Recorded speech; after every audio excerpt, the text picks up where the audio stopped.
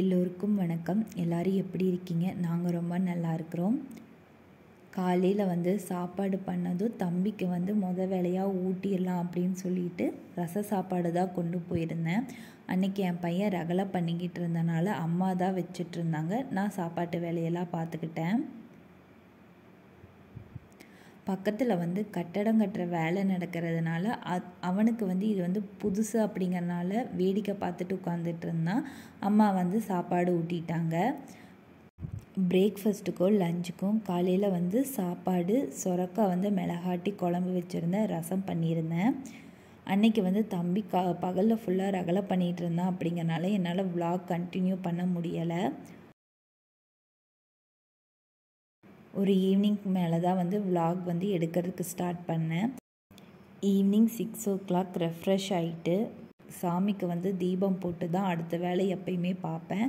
அன்றைக்கும் தீபம் போட்டுட்டு ஒரு ஈவினிங் டைம் வெளியே உட்காந்து எல்லாம் பேசிக்கிட்டு இருப்போம். பக்கத்து வீட்டுக்காரங்களாம் உட்காந்து பேசிகிட்டு இருப்பாங்க. ஒரு 1/2 hour 1 hour பக்கம் அப்படியே டைம்ஸ் போச்சு.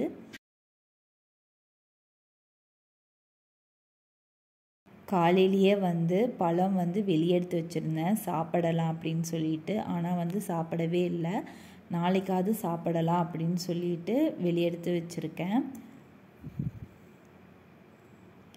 எப்பயுமே எங்கள் வீட்டில் நைட்டு ஒரு 7 o'clock டீ குடிக்கிற ஹேபிட் இருக்குது. அதனால் எல்லாத்துக்கும் பிளாக் டீ வச்சுட்டு என் பையனுக்கு பால் காய்ச்சி கொடுத்துட்டேன்.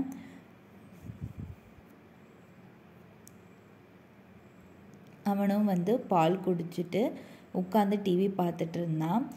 எனக்கும் அன்றைக்கி பெருசாக டின்னர் பண்ணுற வேலை இல்லை அப்படிங்கிறனால நானும் அவன் பக்கத்துலேயே உட்காந்துக்கிட்டு இருந்தேன். இப்போ தான் அவனே எடுத்து சாப்பிட பழகிட்டு இருக்கான். அதனால் தரையில் பொரி போட்டிருந்தோம், அவன் எடுத்து சாப்பிட்ருந்தான்.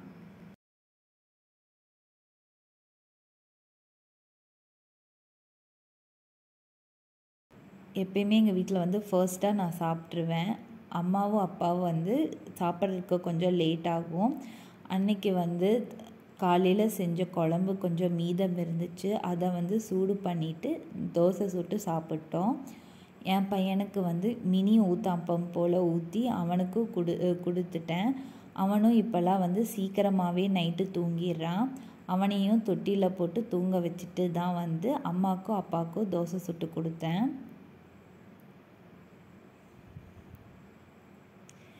ஈவினிங் வாங்கின பால் கொஞ்சம் இருந்ததுனால எனக்கு மட்டும் காஃபி போட்டு குடிச்சிட்டு நான் தூங்க போயிட்டேன்.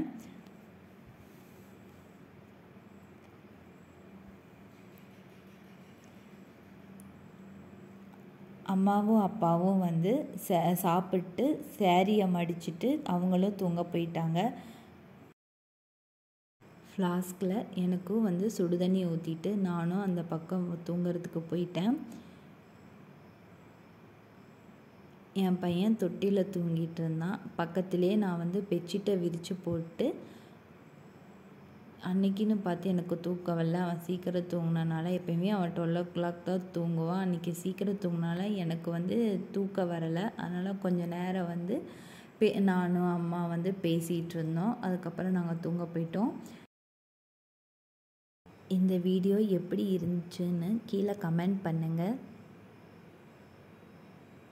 Thank you.